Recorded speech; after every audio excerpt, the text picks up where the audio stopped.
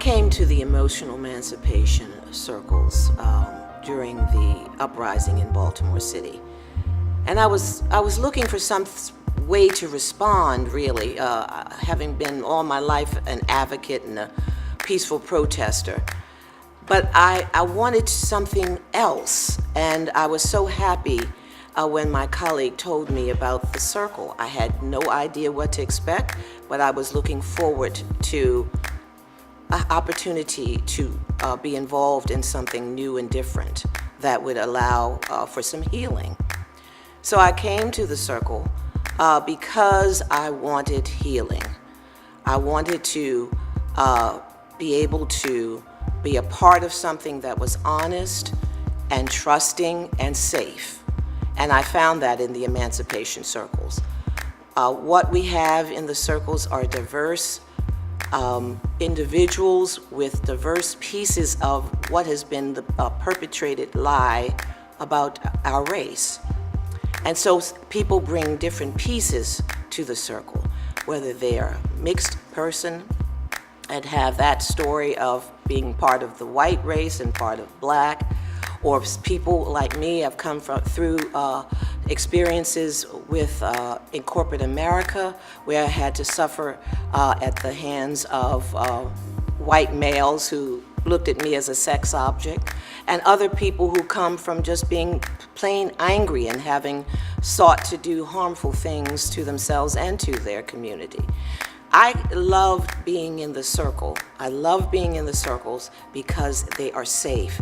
They are letting me unpack years and years and years of painful things that have been told to me in direct, overt ways and covert ways about me and my race. And so in the Emancipation Circles, we are unpacking that and coming to the truth of the beauty of our blackness. I think the emotional emancipation circles are important because, number one, they are a safe place, and also they're very refreshing. It's very solidifying of who we are as people of African descent. I'm someone who is unfortunately very comfortable being one of the few of my kind in a number of different scenarios and a number of different circumstances. But I know that through my upbringing, through the history that I've learned, through the culture that I exude in so many ways, that has strengthened me and has prepared me for the mainstream, and has prepared me for white America and whatever lies they may want to perpetuate towards me. I know better. I know better. I know what I represent. I know the culture that I represent. I know the people that I represent. I know the history that has preceded me, and I know what I am capable of doing as a black male. And the emotional emancipation circles allow other people to come to that realization. There are so many people who have been tainted by the lies of black inferiority, and it has guided them towards inferiority. And that is something that we as a people, we can't stand for, and it's something that we can't afford to have anymore. We are an endangered species, and we have to combat the white superiority that is perpetuated, the black inferiority that is perpetuated, and show the world what we are capable of. We come from a history of philosophers, of leaders, of architects, of engineers, and so much more. That is something that is embedded in our souls, is embedded in our DNA. It's something that we are capable of doing on a grand, universal basis. I've had the blessing in my life to exude that in certain ways, and I want that for everybody who looks like me, to have the opportunities and the capability of showing what they are truly made of and what they represent. But first, they have to have their minds and their souls cleared of this inferiority that they've been forced to believe. And that is what the emotional emancipation circles do. It clears the mind, it clears the soul. And then once that happens, the capabilities that we possess and the possibilities that we have as a people of color are endless. I really enjoy the circles.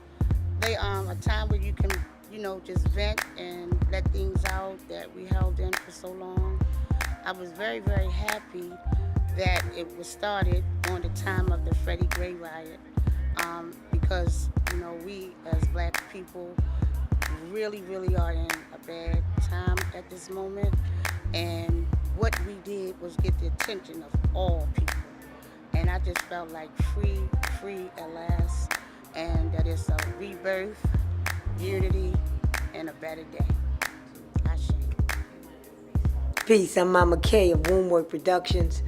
The question is emotional emancipation circles. Why are they important? Like many, I found out about the circles during the time of the Baltimore uprising. I was exhausted. I watched the television programs, watched children that we had taught in the uprising. The feeling was of mixed. This is quite a part of revolution.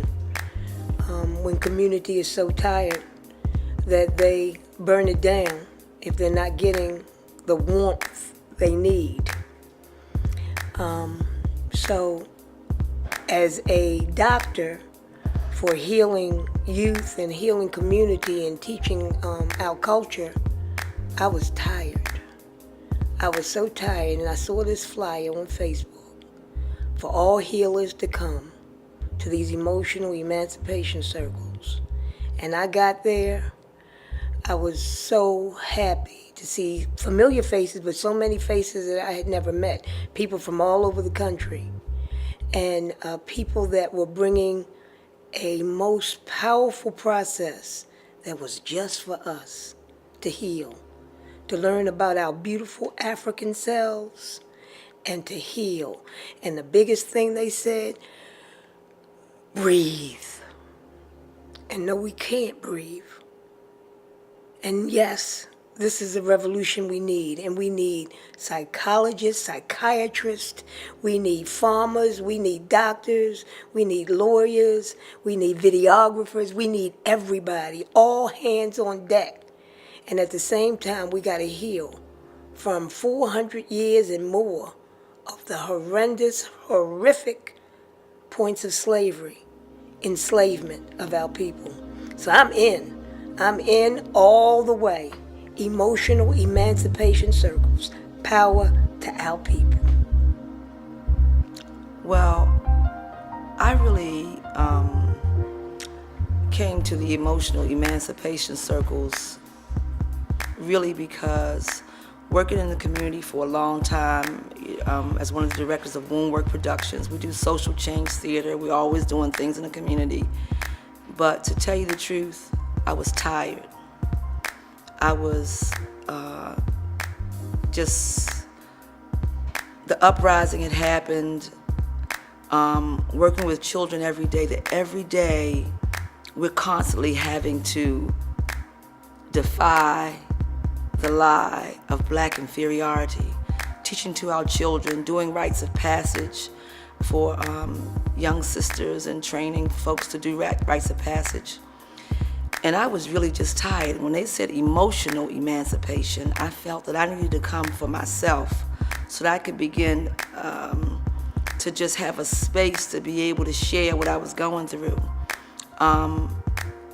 Every day, it's 2015, and when we go into schools to teach theater, we're still having to talk about light skin, dark skin issues and hair issues and how big are my lip issues, because our children are we still have that tape playing in our heads that we are not as good as the dominant culture here in America.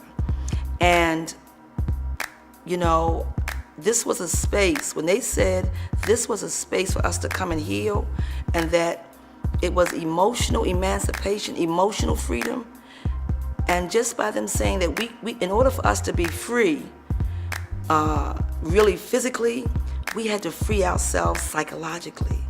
And so I wanted to use this space.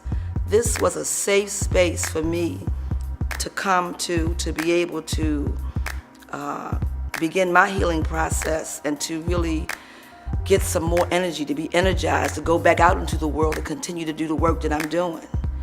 And I realized in coming to the circle in a deeper way that we are each other's medicine.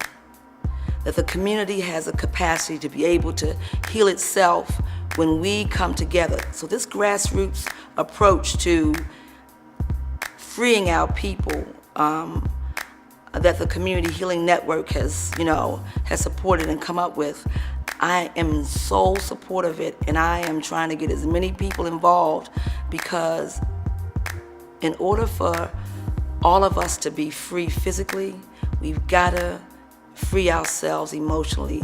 And the way to do it that I think is very powerful is through these emotional emancipation circles. When I heard about the emotional emancipation training, I was very interested. I work with young people, particularly around media, and I see how young people are becoming such media consumers that they are buying into the lies that are being taught to them daily about who they are, how they talk, how they dress, how they behave, how they think. And they're being fed these things, and they are consuming them blindly.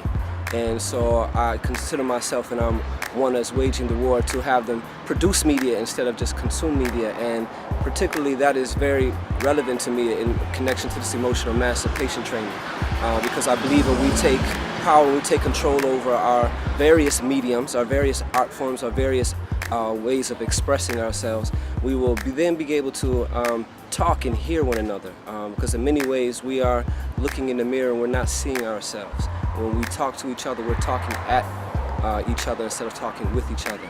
And so I would be just very appreciative of having some strategies, having some bigger collectives of experienced healers in all art forms and all modes of healing to just help guide a new process and a new stage forward for our young people to see themselves as not only, again, proud producers of lasting legacy and culture, but also to see themselves as healers as well. And so they can begin to start doing some peer healing with the other young people. And so with all of these reasons is why I think this emotional emancipation training is needed in our communities, and I'm looking to get involved. Where do I sign up?